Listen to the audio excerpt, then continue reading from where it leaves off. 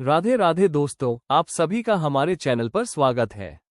आखिर क्यों राधा रानी ने जन्म के साथ ही अपनी आंखें बंद रखी थी और उन्हें खोलने नहीं देती थी?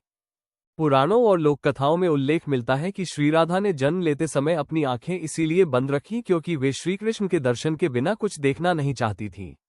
उनके नेत्र श्री कृष्ण के स्वरूप के लिए ही बने थे, इसलिए पहली दृष्टि का अधिकारी वही थे।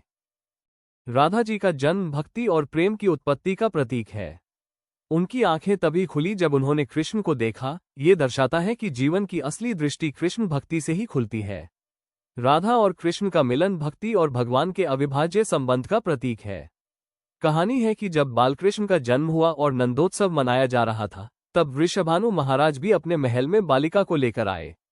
यशोदा माता ने रानी कीर्ति को गोद में दी हुई राधा को देखा और श्रीकृष्ण को उसके पास लाकर खड़ा किया। जैसे ही श्रीकृष्ण ने अपनी बांसुरी से मधुर स्वर निकाला, राधा रानी ने पहली बार अपनी आंखें खोली। तभी से राधा और कृष्ण का दिव्य संबंध प्रकट हुआ।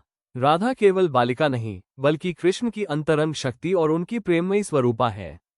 वृंदावन में स्थित बरसाना धाम के राजा वृषभानु और रानी कीर्ति के घर भाद्रपद शुक्ल अष्टमी को प्रातःकाल जब सूर्योदय हुआ, तब रानी कीर्ति ने कन्या को जन्म दिया। वो कन्या अत्यंत तेजस्विनी थी, पर जन्म के समय उसकी आंखें बंद थीं। कहानी है कि जब बालकृष्ण का जन्म हुआ और नंदोत्सव मनाया जा रहा था, तब वृषभानु महाराज भी अपने महल में बालिका को लेकर आए। यशोदा माता ने रानी कीर्ति को गोद में दी हुई राधा को देखा और श्रीकृष्ण को उसके पास लाकर खड़ा किया। जैसे ही श्रीकृष्ण ने अपनी बांसुरी से मधुर स्वर निकाला, राधा रानी ने पहली बार अपनी आंखें खोली। तभी से राधा और कृष्ण का दिव्य संबंध प्रकट हुआ। राधा केवल बालिका नहीं, बल्कि कृष्ण की अंतरंग शक्ति और उनकी प्रेममयी स्वरूपा है।